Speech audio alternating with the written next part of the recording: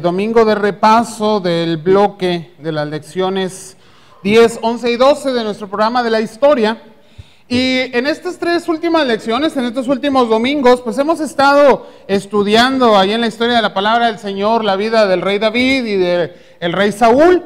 Vimos pues muchas situaciones alrededor de la vida de estos primeros dos reyes del pueblo de Israel, desde cómo fueron elegidos por Dios, cómo fueron ungidos, cómo fue su vida, su reinado, los errores que se cometieron, la actitud que tuvieron estos dos varones ante el enfrentarse con su propio pecado, que Dios los enfrentara con su propio pecado, y cómo hay un desenlace, ¿verdad?, en la vida de cada uno de ellos. Pero alrededor de estos dos personajes importantes en la historia del pueblo de Israel, están también los varones de Dios que en el tiempo de Saúl y que en el tiempo de David hablaron la palabra de Dios, trajeron la palabra de Dios y fueron instrumentos de Dios para hablar directamente con estos dos grandes personajes, con estos dos reyes, los primeros dos reyes de Israel. Y me refiero a los profetas, aquellos profetas que Dios usó, que Dios llamó, para que trajeran su palabra, para que hablaran directamente lo que el Señor les revelaba, para que se presentaran delante de los reyes, y no solamente delante de ellos, sino también delante del pueblo, y hablaran las palabras de Dios. Y no hemos profundizado mucho, no hemos estudiado mucho acerca de los profetas. Este día, hoy por la mañana y en la tarde también, en el culto de la tarde, pues vamos a hablar de los tres profetas de los tiempos de Saúl y de David y cómo fueron usados por Dios. En esta mañana nos corresponde hablar del profeta Samuel. Y aunque ya vimos algo en la lección número 10 acerca de cómo nace Samuel, de cómo es criado en el templo, de cómo Dios le hace un llamamiento, vamos a profundizar un poco más acerca del propósito con el que Dios llama a ese profeta, el profeta Samuel, y cómo a través de ese propósito Dios le usa. Pero más importante aún, cómo ese propósito de Dios también está en nuestras vidas y nosotros también tenemos un llamado muy importante del Señor para cumplir con la labor a la cual hemos sido llamados. Vamos a orar. Señor, te agradecemos, Padre, porque podemos estar aquí en esta mañana, porque podemos acercarnos con libertad a tu bendita palabra, porque sabemos que tienes palabra para cada uno de nosotros, Señor, enseñanza que ha de traer, Señor, reflexión, que ha de traer también bendición, porque es alimento tuyo, Padre, para nuestras vidas. Te rogamos, Señor, que nos instruyas y que tu Espíritu Santo nos guíe en ello. En el nombre de Cristo Jesús. Amén. Había un niño pequeño, tendría unos 7 u 8 años, que de repente le fue despertada la curiosidad de, pues, cuál era el motivo por el cual él había nacido, cuál era el motivo por el cual él vivía en esta tierra. Y bueno, como todos los niños, pues el primero que van y le preguntan es a papá o a mamá, y en este caso este niño fue hasta donde estaba su padre, y le dice: papá, yo quiero saber por qué he venido a este mundo, para qué estoy viviendo en este mundo. El padre, obviamente, como era un niño muy pequeño, pues le pareció que la pregunta no tenía por qué darle una respuesta muy compleja, sino trató de ser lo más sencillo posible y le dice: mira, hijo, tu madre y yo anhelábamos tener un hijo y estuvimos clamando delante de Dios y su respuesta fuiste tú, pensando que esto iba a satisfacer al niño. La razón de vivir en este mundo es que sería la respuesta de Dios a la oración de sus padres. Pero el niño se quedó pensando, y ve que los niños de hoy son muy tremendos, muy precoces, y se queda pensando y como que no le parece suficiente. Dice: entonces, nada más vivo porque soy respuesta a su deseo. Y el papá se queda pensando nuevamente y dice: bueno, creo que hay que dar una respuesta un poco más profunda. Y trata de explicarle a este pequeño acerca de que Dios tiene un propósito para la vida de cada uno de los seres humanos, que les ha dado vida sobre esta tierra, y que si bien él como su padre no conoce el propósito, Dios sí lo sabe. Y le dice: el propósito por el que Dios te tiene aquí y te ha dado vida, ese Dios es el que te lo tiene que descubrir. Y al ir pasando el tiempo encontrarás el propósito de Dios, el por qué te ha puesto aquí y qué es lo que quiere que hagas. Ahora la respuesta fue demasiado compleja y el niño se quedó pensando y pues prefirió no preguntar más. Días después, jugando en el jardín de su casa, se sube arriba de un árbol y ahí arriba de ese árbol pues da una mal pisada, ¿verdad? Y tiene por ahí un accidente. Cae del árbol, queda inconsciente, sufre bastante daño en su cabeza. Los doctores piensan que su cerebro puede quedar afectado y muchos de los médicos que lo atienden piensan que no va a sobrevivir. Pasa días en coma, pasa días en los hospitales siendo atendido, pero la verdad no le daban a los padres mucha esperanza de que este niño sobreviviera. Dios es grande, Dios escucha nuevamente la oración de sus padres, de sus familiares, y el Señor le restaura a este niño la conciencia, y días después pues se va recuperando cada vez más hasta que llega el momento en que nuevamente está lúcido, nuevamente puede pensar, y recuerda la plática que había tenido con su padre días antes y vuelve a hablar con él y le dice: papá, tú me dijiste que tal vez Dios quería usarme en ese propósito que tenía para mí, ¿te acuerdas? Y le dice el padre: sí, claro que me acuerdo. Y dice: pues bien, dice, es cierto, no entiendo y no sé por qué estoy aquí, pero de una cosa me doy cuenta: Dios verdaderamente debe tener un propósito, un porqué de mi vida, porque me dio vida y ha hecho que la vuelva a tener nuevamente después de este accidente. Vemos, hermanos, en la vida de Samuel propósitos de Dios. Dios también ha respondido a la oración de una madre. Dios ha respondido a la necesidad de una familia. Dios envía a este niño, a este pequeño llamado Samuel, lo pone en los brazos de su madre, pero de forma inmediata, ante la oración, ante las promesas de su madre, pues es tomado ahora por Dios para ser preparado para cumplir el propósito que Dios tiene para su vida. Y vamos a ver algunos de los propósitos de la vida de Samuel en su labor como profeta, que manifiestan para cada uno de nosotros los creyentes también parte de los propósitos de Dios y del servicio de la labor a la cual somos llamados a través de estos propósitos. Uno de los propósitos por el que Dios establece a Samuel es una condicionante en su vida. Sabemos que Samuel era un varón consagrado. Si bien llega un momento en la vida del hombre en que esto tiene que ser por decisión, porque estamos convencidos de entregar nuestra vida al servicio de nuestro Señor, sabemos que Samuel fue consagrado aún antes de nacer. Me atrevería a decir, aún antes de ser concebido, porque la oración de Ana es: Señor, si tú me concedes este hijo, hago este voto, que si tú te dignas a mirar la aflicción de tu sierva y te acuerdas de mí, no te olvidas de tu sierva, sino que dieres a tu sierva un hijo varón, yo lo dedicaré a Jehová todos los días de su vida y no pasará navaja sobre su cabeza. Esto está ahí en 1 Samuel, capítulo 1, versículo 11. Este hombre, por la promesa que Ana hace delante de nuestro Dios, es tomado como un nazareo. ¿Qué era el nazareato? El nazareato era un voto delante de Dios, de dedicación, de consagración.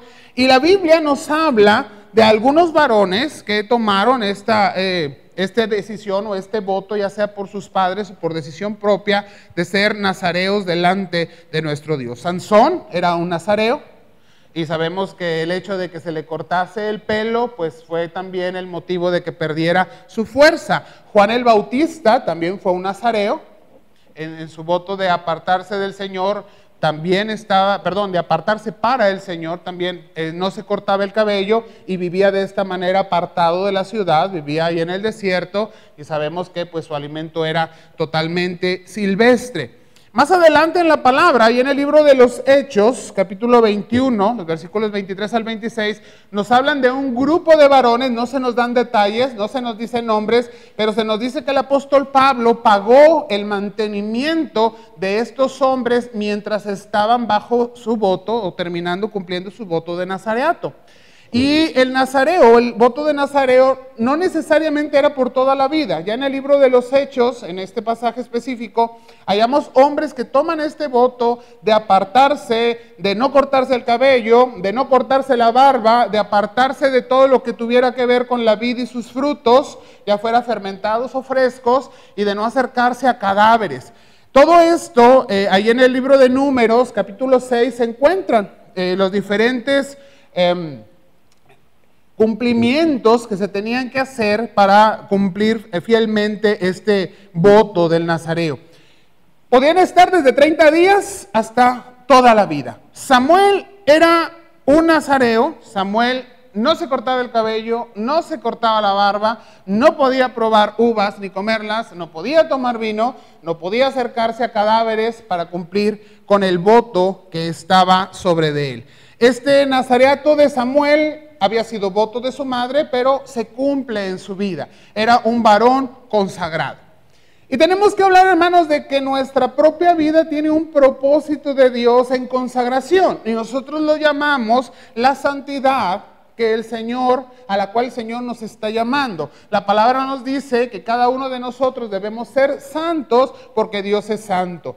Y aún el Señor nos está llamando a estar apartados y consagrados para Él, a su servicio, a su gloria. No tenemos que dejarnos crecer el cabello. Nos podemos dejar crecer la barba, pero espero que no la traigamos hasta por acá, ¿verdad? No tenemos restricción de alimentos, aunque no es invitación para que tome alcohol, no de ninguna manera.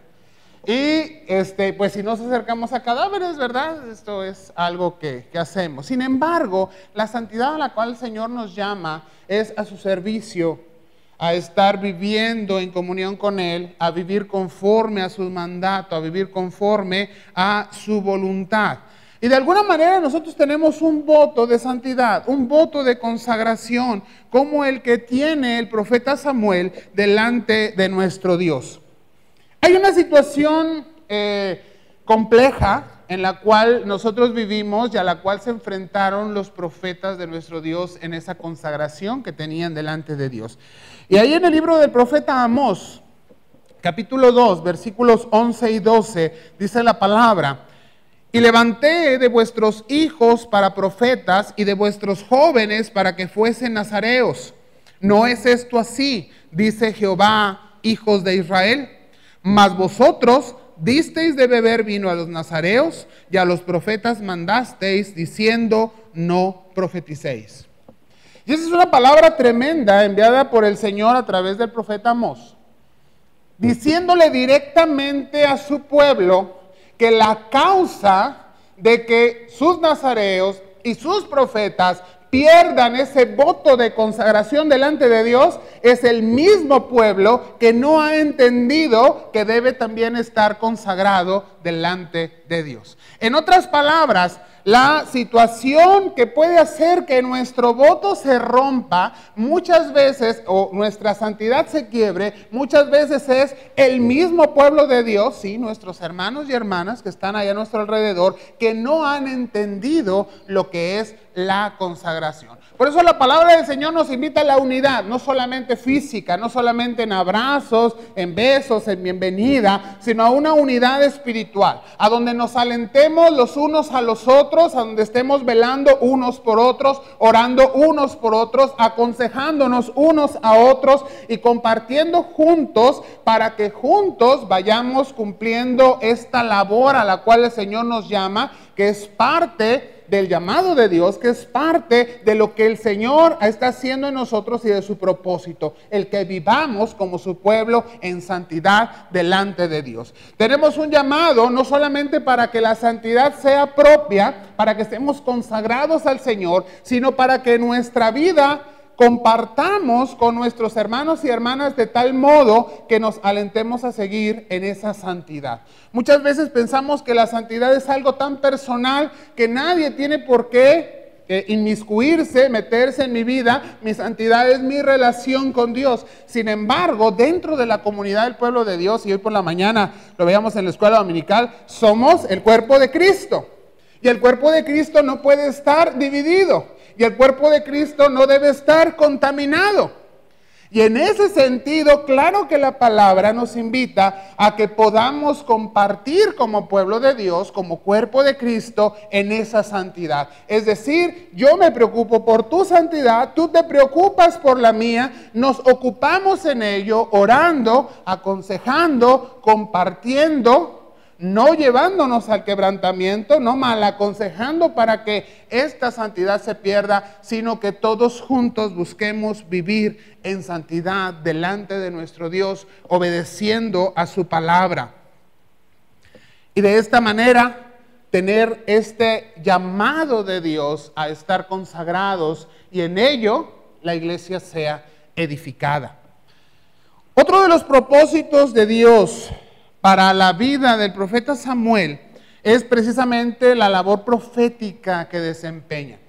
Y lo he dicho en otras ocasiones, muchas veces malentendemos lo que es la labor profética y pensamos que el profeta es aquel que puede predecir el futuro. Esto no es verdad. Y aun cuando Dios en muchas ocasiones les dio palabra a los profetas que tenía que ver con algo que el Señor pensaba usar o hacer después del tiempo, el verdadero llamado o la verdadera profecía consiste en tomar la palabra de Dios pasada, presente y futura, es decir, palabra que Dios da hablando de lo que ha sucedido, palabra que Dios da hablando de lo que está sucediendo o palabra que Dios da de lo que va a suceder y tener la fidelidad delante de Dios de compartir esta palabra, de llevar esta palabra y entregarla en donde el Señor nos ha mandado que la llevemos y que la entreguemos. En este sentido, el profeta Samuel cumple cabalmente con la profecía, es decir, él es el receptor de la palabra de Dios y el transmisor de la palabra de Dios. Y a Samuel le toca vivir un tiempo en la profecía bastante complicado. Recordemos que Samuel nace en el tiempo de los jueces y de hecho crece en el tiempo de los jueces y más adelante vamos a ver es considerado el último juez en el pueblo de Israel. Pero Dios empieza a hablar a través de los profetas y cuando empezamos a leer en el libro de Samuel, vemos ahí en el capítulo 3 que no había una revelación constante del Señor, había poca visión, dice el versículo 1, y no continuamente Dios hablaba o se revelaba. Es decir, la palabra de Dios había sido revelada en Moisés, había sido dada a través de la ley y de esa manera venía el pueblo.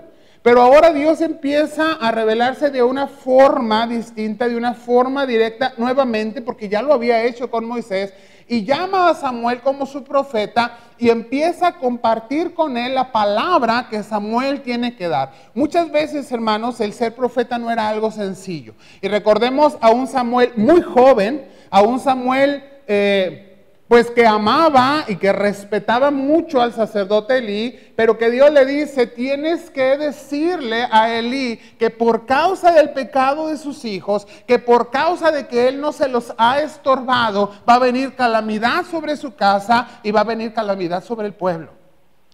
Y Samuel tiene que ir y decir la palabra que ha recibido, aunque le duele en su corazón darle una mala noticia al sacerdote, aunque le duele en su corazón ser portador de una mala noticia en esta situación, pero él tenía que ser fiel a la transmisión de la palabra, a la visión y a la palabra que Dios le había dado.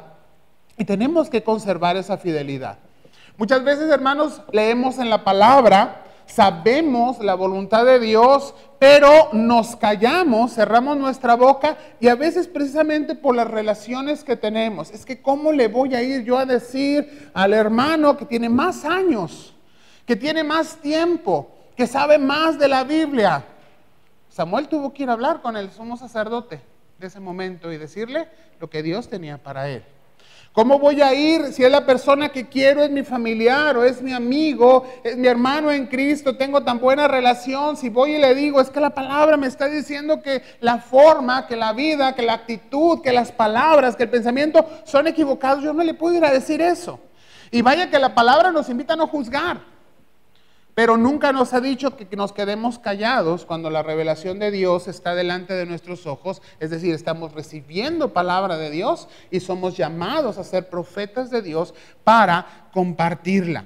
Y el llamado de Dios está ahí para nosotros. Todos y cada uno de nosotros somos llamados a ser profetas de nuestro Dios. Y Dios respalda. Una de las situaciones emblemáticas en la vida de los profetas es que hay un respaldo fiel de nuestro Dios. Primero de Samuel, capítulo 3, los versículos 19 y 20, nos dicen: y Samuel creció, y Jehová estaba con él, y no dejó caer a tierra ninguna de sus palabras. Y todo Israel, desde Dan hasta Beerseba, conoció que Samuel era fiel profeta de Dios. Dos cosas deben de llamarnos la atención en este pasaje. La primera de ellas dice: nuestro Dios no dejó caer ninguna de las palabras de Samuel a tierra. ¿Qué quiere decir esto? Que todas las palabras que Dios fue y transmitió, que no eran de él, eran palabras de Dios, Dios estaba respaldándolas. Si Samuel decía esto va a suceder, siendo fiel a lo que Dios le había revelado, esa palabra se cumplía. Por eso la palabra dice que no dejó caer las palabras a tierra, todo se cumplió. Pero además Dios le dio sensibilidad al pueblo para que escuchara la voz de Samuel. Y vemos en el siguiente versículo cómo en toda la extensión del pueblo de Israel dice: conoció que Samuel era fiel profeta de nuestro Dios. Es decir, esa fidelidad sí es parte de la actitud y es parte de lo que Dios ha generado, ha creado en Samuel, pero esa fidelidad también es parte del compromiso de Samuel a tomar la palabra que Dios tiene y a transmitirla con esa misma fidelidad delante del pueblo.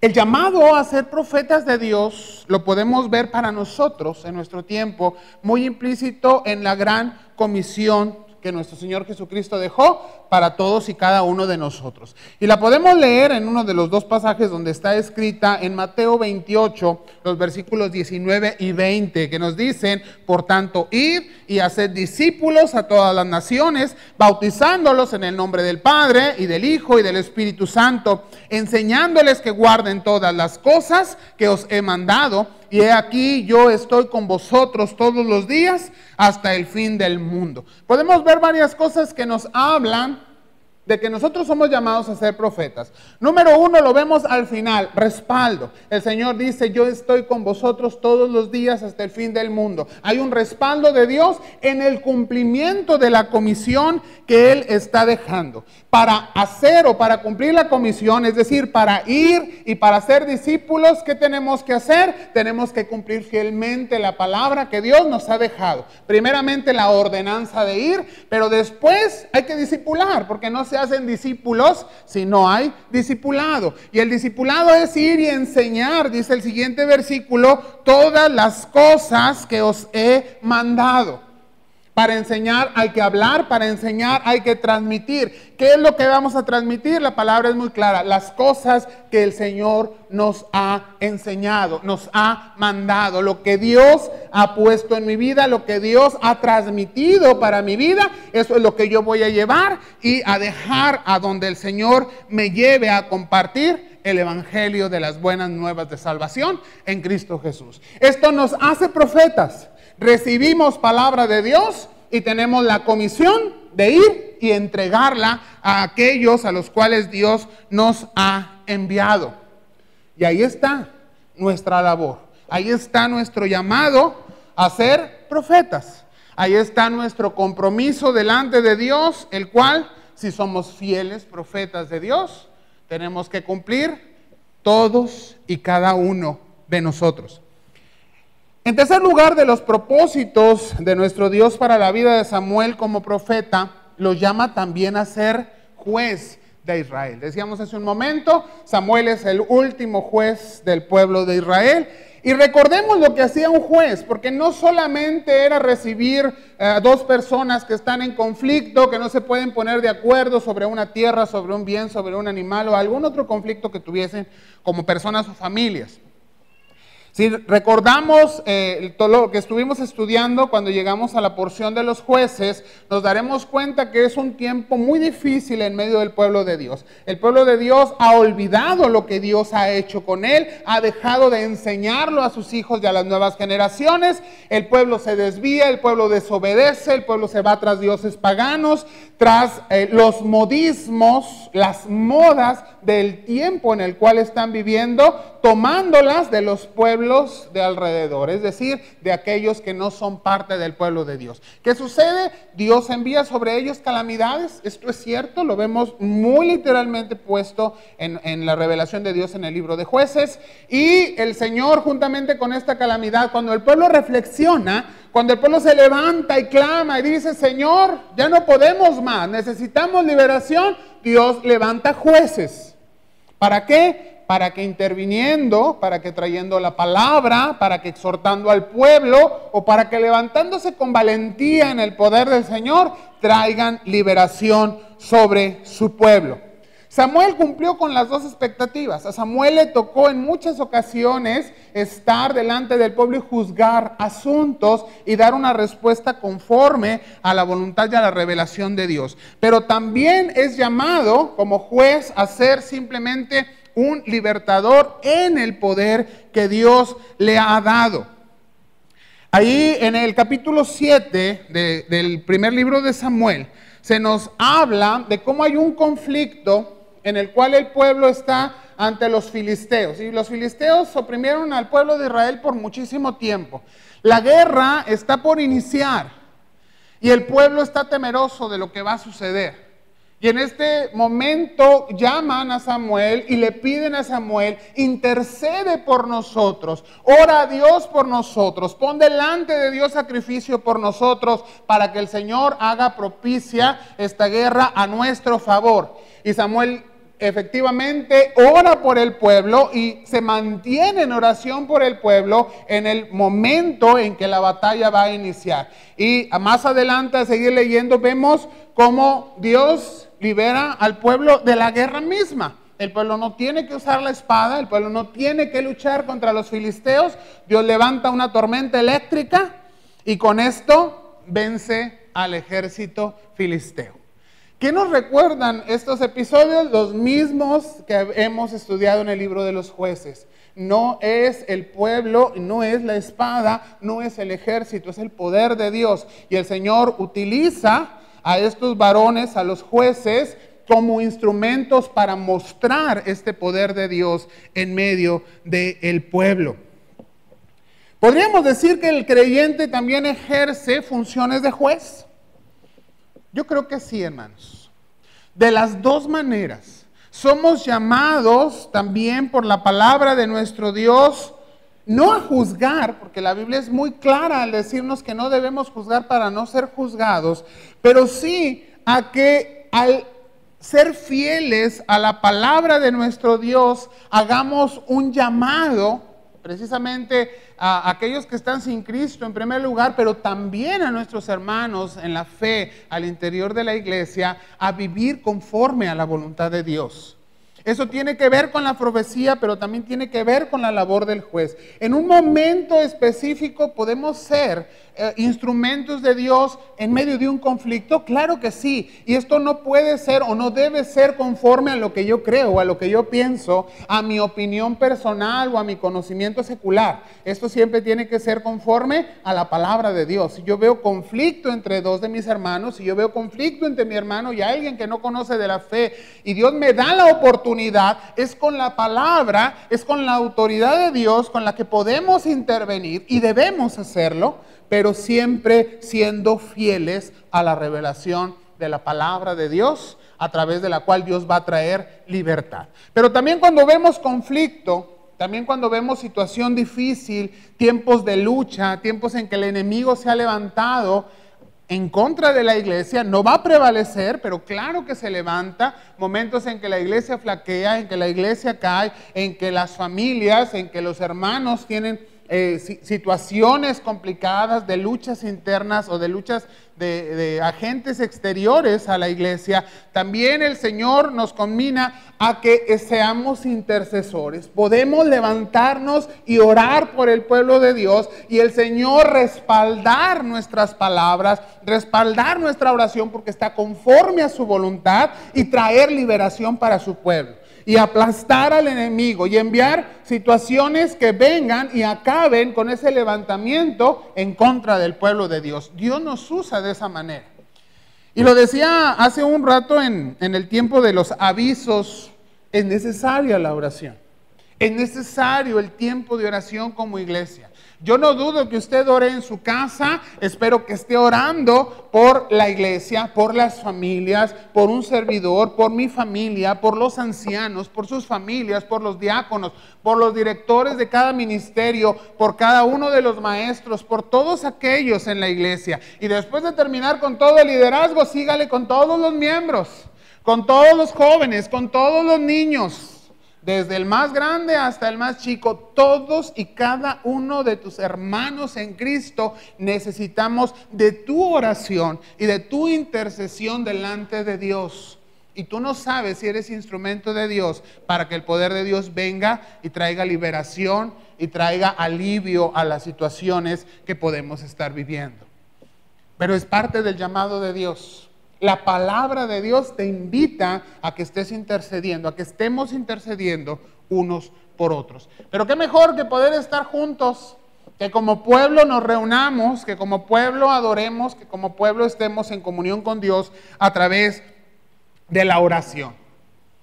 Te sigo invitando los martes a las 7 de la noche para que juntos clamemos delante de nuestro Dios, para que juntos estemos interviniendo ante el Señor, intercediendo por las diferentes situaciones que hay en nuestras vidas, que estemos clamando y que estemos cumpliendo así este llamado del Señor a ser jueces también en medio de su pueblo. Por último y en cuarto lugar, otro de los llamamientos del propósito de Dios para la vida de Samuel es a realizar labores sacerdotales. Y hay que decir que Samuel no era sacerdote.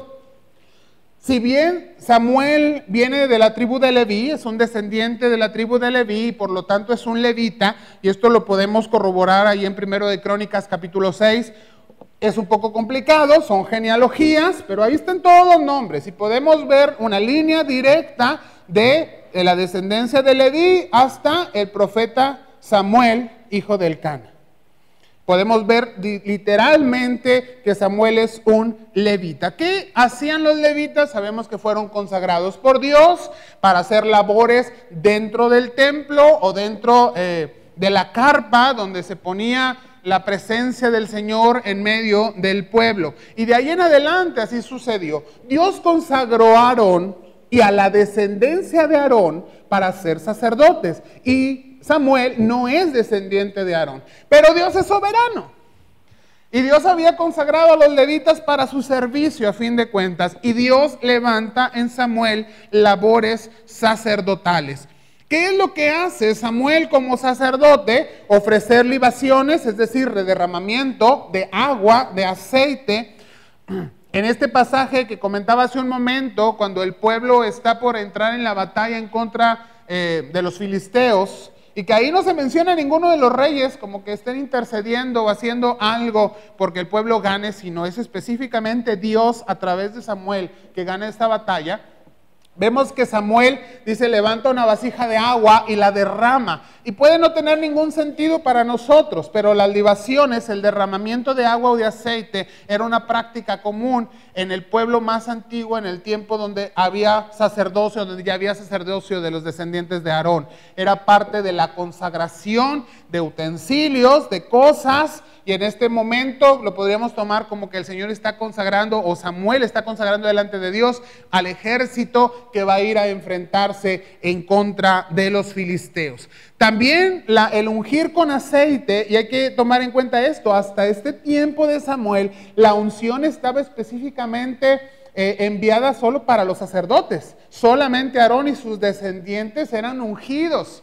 Pero ahora Dios le dice a Samuel, te vas a levantar y vas a ir y ungir al que va a ser el rey de Israel. Y va y unge a Saúl.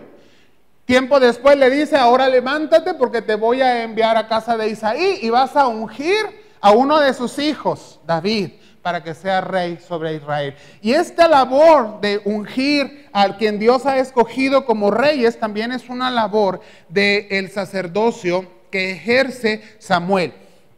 Hay un pasaje también ahí en la Escritura y que es emblemático porque es el porqué o uno de los porqués Dios desecha al rey Samuel. Cuando Samuel también, al rey Saúl. Cuando Saúl también en una de las luchas prepara su ejército para ir en contra de el ejército de los filisteos. Está tan inquieto el ejército porque la batalla se avecina, que mandan llamar a Samuel para que venga y haga otra vez el sacrificio y ponga delante de Dios sacrificio por el ejército. Pero dice la palabra, Samuel se tardó, no llegó rápido, no llegó a tiempo. ¿Qué hace Saúl? Dice, bueno, pues yo también soy ungido de Dios. Va y toma los carneros y toma los animales, los mata y los pone en holocausto delante de Dios. Exactamente cuando está levantándose el holocausto, llega Samuel y le dice, Saúl, ¿qué has hecho? Si hubieras obedecido a Dios, tendrías victoria, pero por ello vas a perder la guerra. ¿Por qué? Porque esta labor sacerdotal de ofrecer sacrificio delante de Dios le correspondía a Samuel, no a Saúl. Esta labor que el Señor le da a Saúl, podríamos decir, híjole, es una labor demasiado especial, pero la palabra de Dios nos dice que tú y yo somos un real sacerdocio.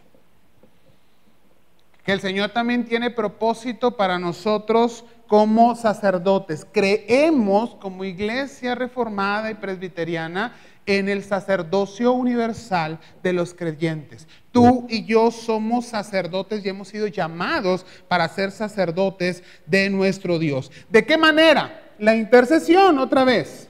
El clamar, ofrecer sacrificios y holocaustos y libaciones por el pueblo era una forma de intercesión.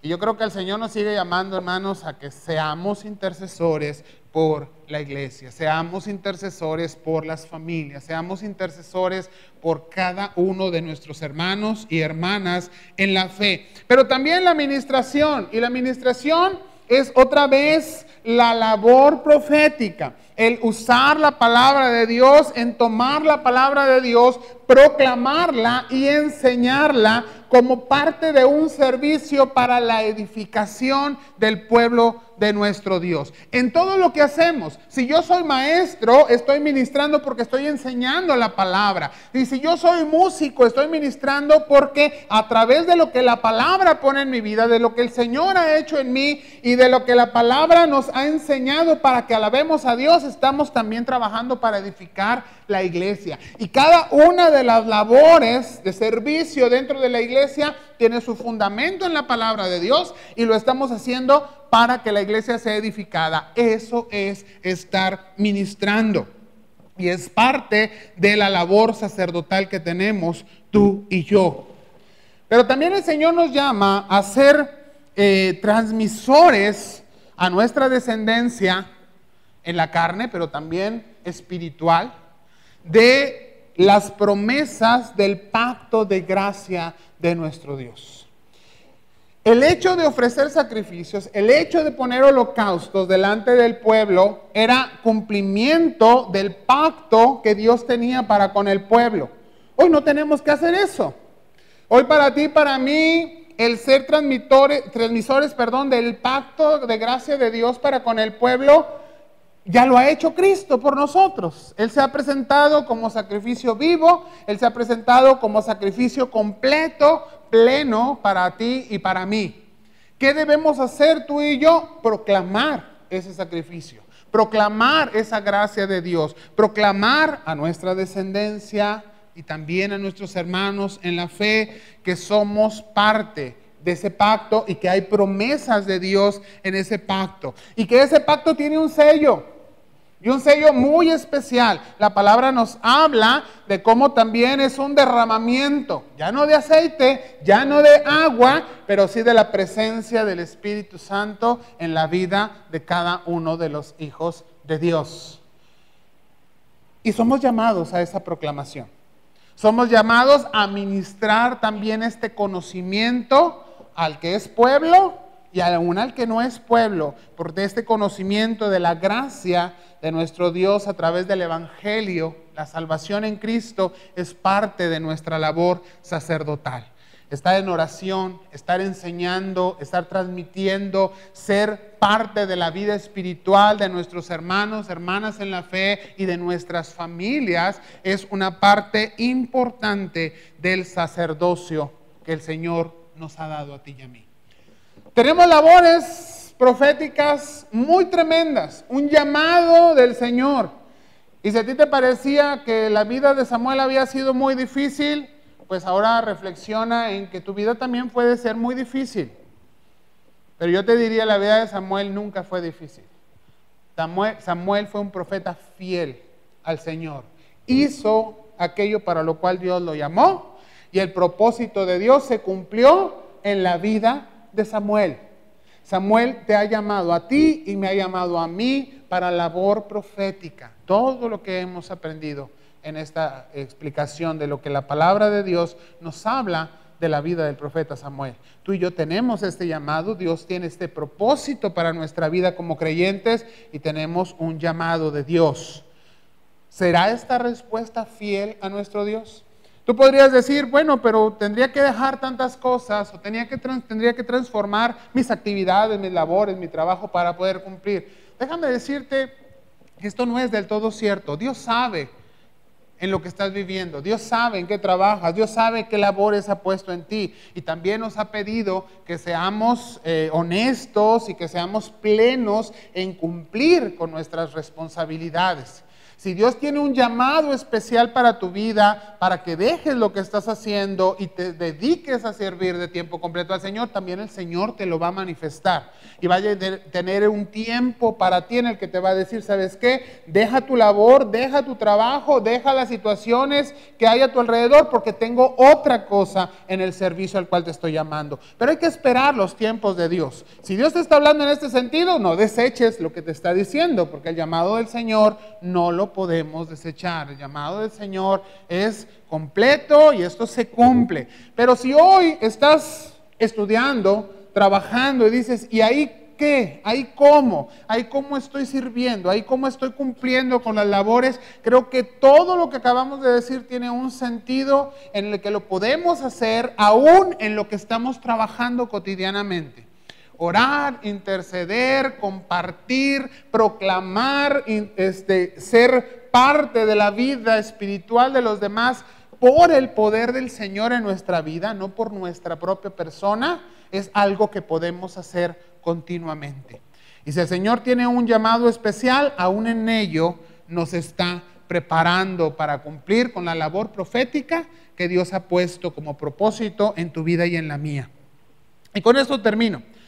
Un hombre llamado Guillermo Carey era un zapatero que remendaba los zapatos en un pequeño taller, en un pequeño cuarto en la ciudad de Leicester, en el este de Inglaterra. Podríamos decir que este hombre jamás fue un hábil zapatero, no fue el maestro zapatero, era un simple ayudante que se dedicaba a cortar las tiras de piel, a moldarlas un poco con el martillo, pero que a pesar de no ser el más hábil de los zapateros, tenía una cualidad muy especial. Siempre que tenía que cortar una tira de piel, siempre que tenía que poner una suela, siempre que tenía que reparar un zapato, dedicaba su trabajo al servicio de Dios. Esto no debiese ser extraño para nosotros. Dios nos ha pedido que todo lo que hagamos, lo hagamos como para Él. Lo estamos haciendo para Él. Este hombre dedicó siempre su trabajo a Dios. No fue el mejor zapatero, pero lo hizo lo mejor que pudo en conciencia de que lo estaba haciendo para el Señor. Por años trabajó de una forma cabal en este negocio de zapatería y por años dedicó su servicio a Dios. Más tarde, este hombre, Guillermo Carey, es conocido como el doctor Guillermo Carey, doctor en teología, distinguido evangelista y erudito biblista que predicó en la India y que fue un proclamador del evangelio en la India, y miles de hindús se convirtieron al evangelio, Dios usando a este hombre como instrumento para llevar su palabra.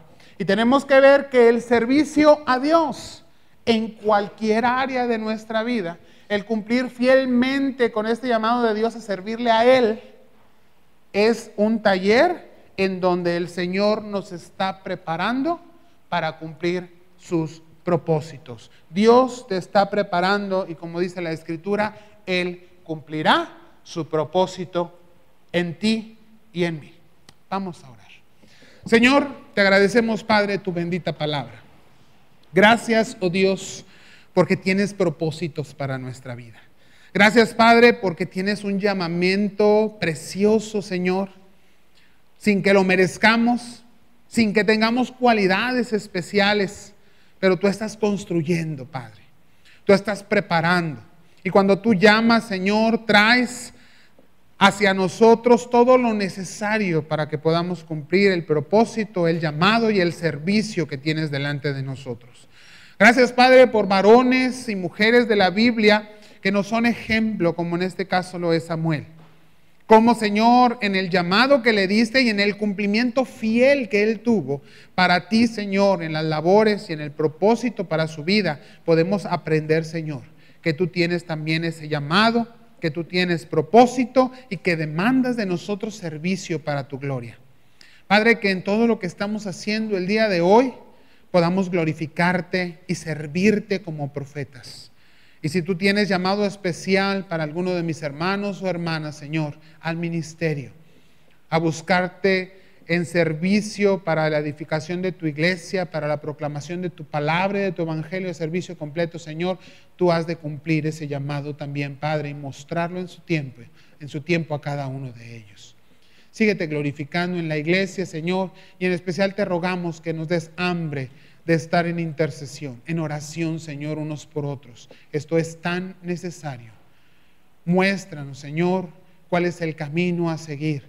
Y aun cuando nosotros pensamos, Padre, que no podemos seguir adelante, que no hay respuestas, que el enemigo es grande, que hay tantos obstáculos para que se cumpla el propósito, Señor, sabemos que tú abres puertas, que tú pones caminos y que tú derrumbas murallas para cumplir tu propósito en nuestra vida, para cumplir tu propósito en medio de tu pueblo. Alabado y bendito sea tu nombre, Señor. Confirma tu palabra en nuestras vidas, en Cristo Jesús. Amén.